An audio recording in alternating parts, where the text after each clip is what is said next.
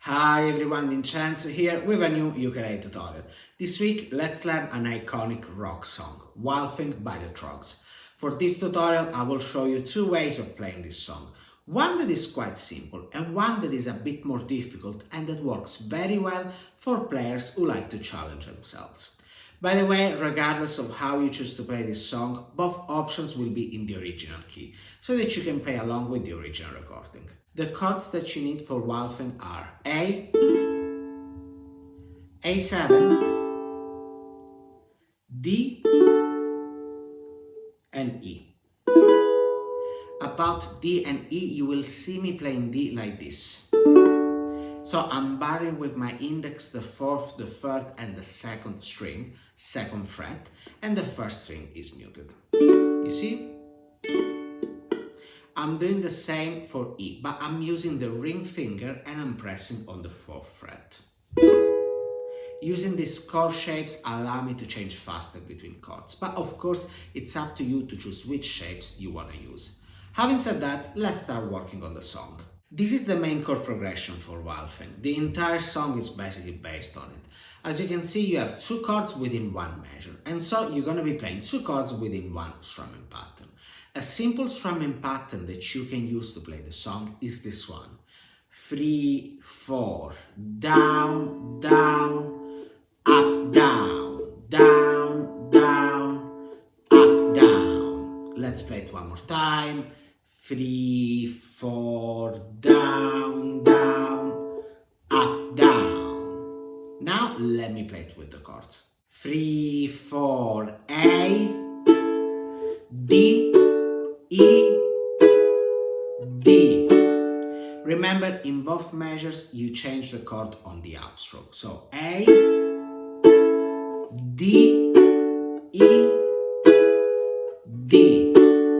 You might have noticed that after the first two downstrokes, there is a rest, a pause. And so you should try to stop the first chord from ringing out. Now, because you're moving from A to D and from E to D, the pause happens almost naturally.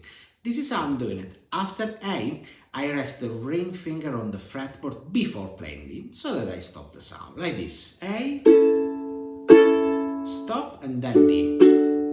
When I'm doing the pause from E to D, I simply lift up my ring finger, like this. E, lift up, D.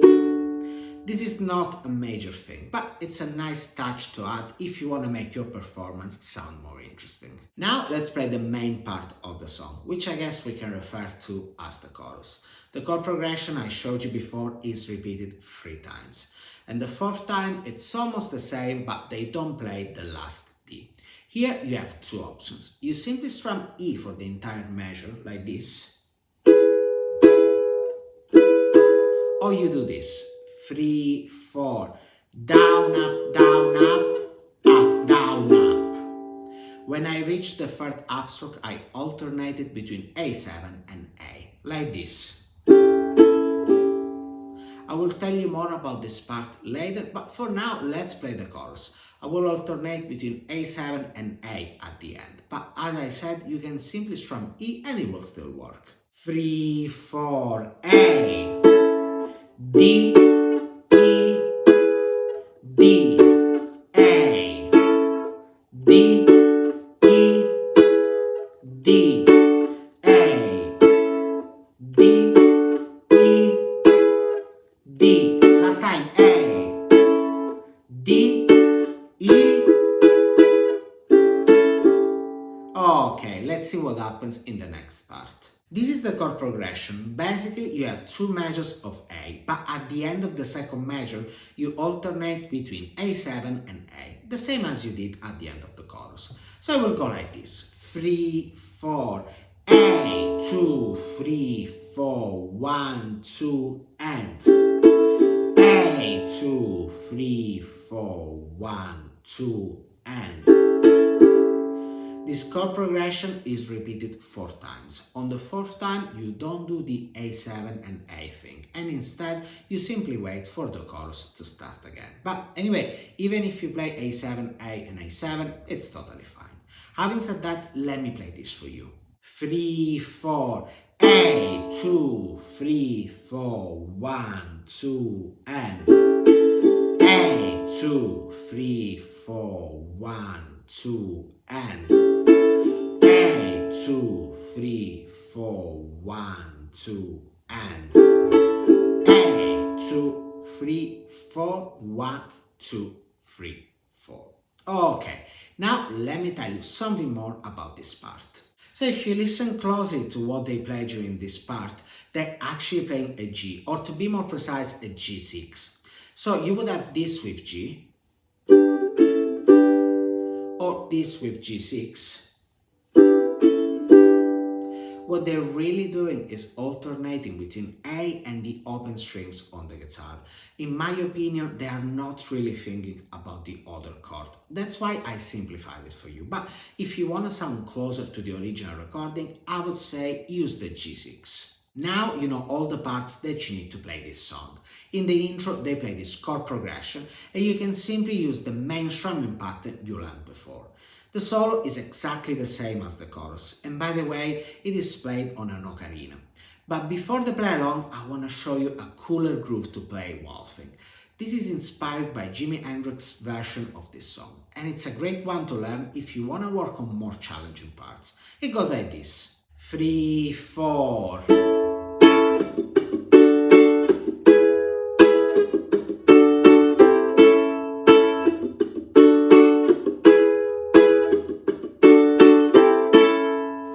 Okay, let's break it down. For the first measure, you basically play the main groove of the song, but you add muted strums in between. So you have A, D.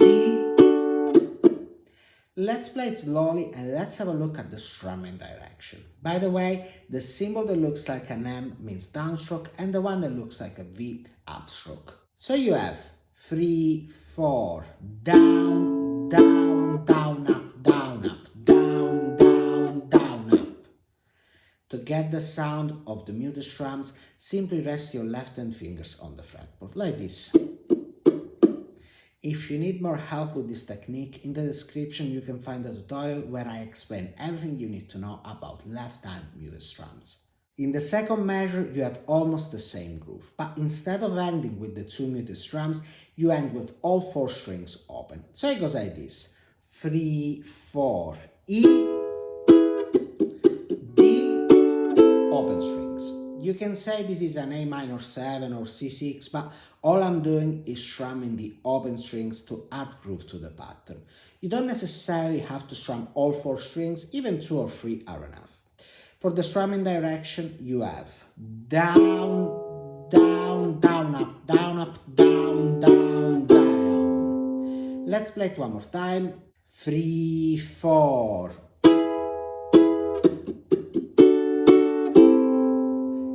Let's play the 2 measures together slowly.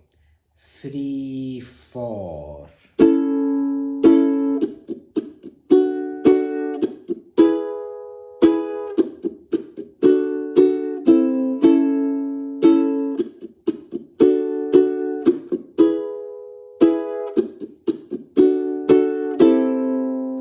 As you know, this part is repeated 4 times, but there's a small variation at the end. So you have E, down, up, and then you alternate between G6, A, and G6, everything down.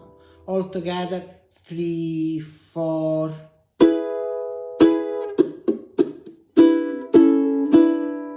Now let me play the entire chorus using this riff. 3, 4.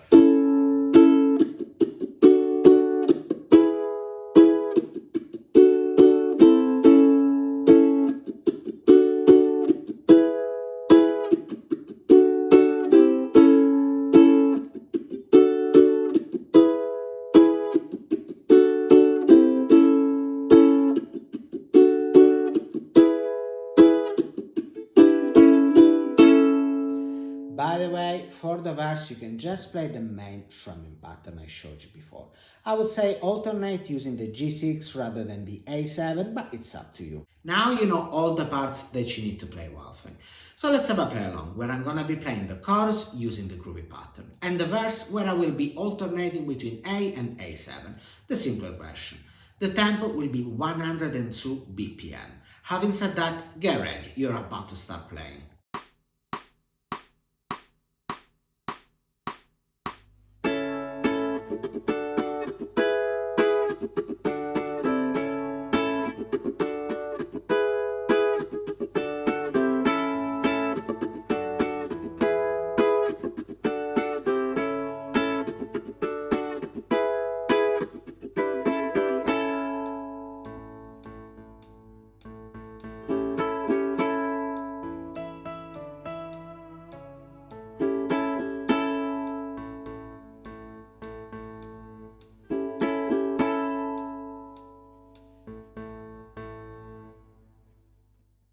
The aim of this tutorial was to give you an overview of Wild Thing by the Troggs, so that you can put together your own cover of it.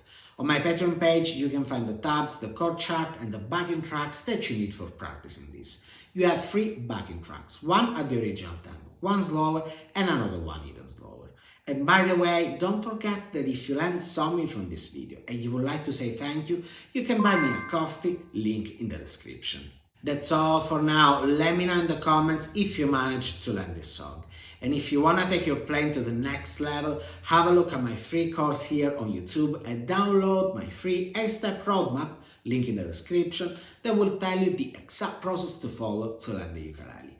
Moreover, check out the other links in the description to learn more about the types of classes that are available at the moment. And of course, if you like this video, don't forget to subscribe to my channel so that you don't miss any of my new tutorials. Having said that, thank you very much for watching and I'll see you next week. Ciao!